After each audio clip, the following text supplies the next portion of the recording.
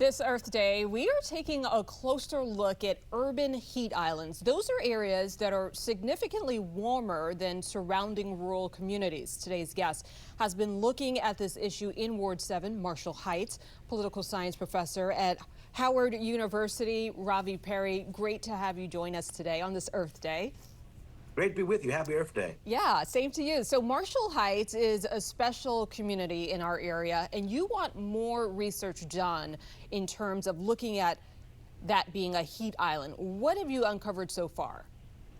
Well, I'm an urban political scientist, and so I am inherently interested in urban spaces and urban communities, and particularly where African Americans live. And there on the east side of the river in southeast D.C., in Marshall Heights, where I am an advisory neighborhood commissioner for area single member District 7 EO6, we still see historic black populations and also a lot of asphalt, a lot of parking lots, a food desert, and not a lot of business industry that caters to healthy options. And so all of that is what contributes to being a heat island. It's not just higher temperatures due to limited solar panels on homes and surfaces such as parking lots. Those are some of the contributing factors, but also other contributing factors are the lack of food opportunities that help to eliminate the kind of bad waste that we can get that we often see in neighborhoods such as Marshall Heights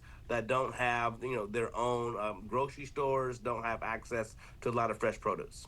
So you highlighted and pointed out a lot of the contributing factors. You talked about asphalt and concrete all absorbing more solar radiation when compared to grassy surfaces. That's like some of the science behind all of this. What are some of the solutions and what action are you hoping to see on this?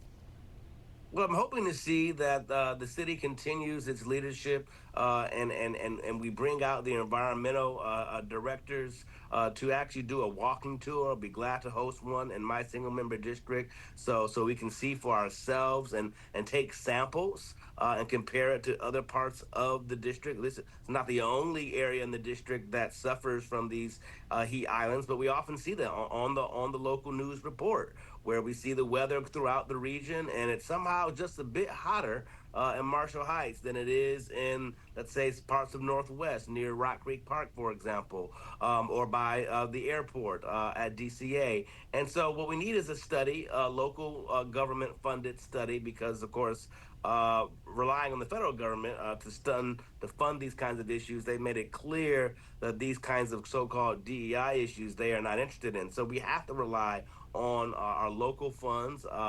And my hope is that the $1 billion that has been frozen from the federal budget for DC does not, eliminate our ability to tackle these issues.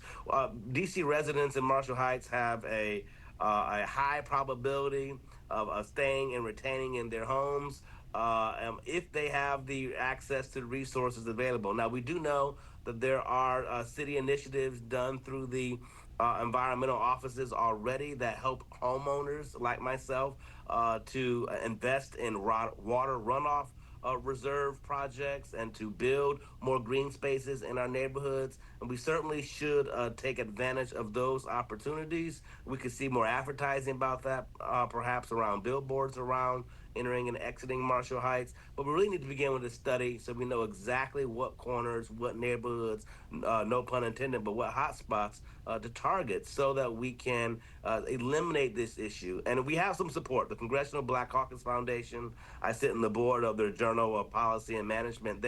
They themselves have done a study on this as of January. And so we have the resources that show that this is a issue nationwide, but it's hitting us right here at home in Marshall Heights. Yeah, and of course, we want to circle back to those who are at risk, the vulnerable populations being the elderly, young children. This does have lasting effects on their overall health. Dr. Perry, thank you so much for the amount of time we got to spend with you. This is such a huge topic. We really could use some more time to talk about other solutions, but we appreciate you spending some time with us on this Earth Day. Yes, thank you. Happy Earth Day. Everyone should recycle. That will help too. And plant a tree, right? That's right. All right. Thank you so much.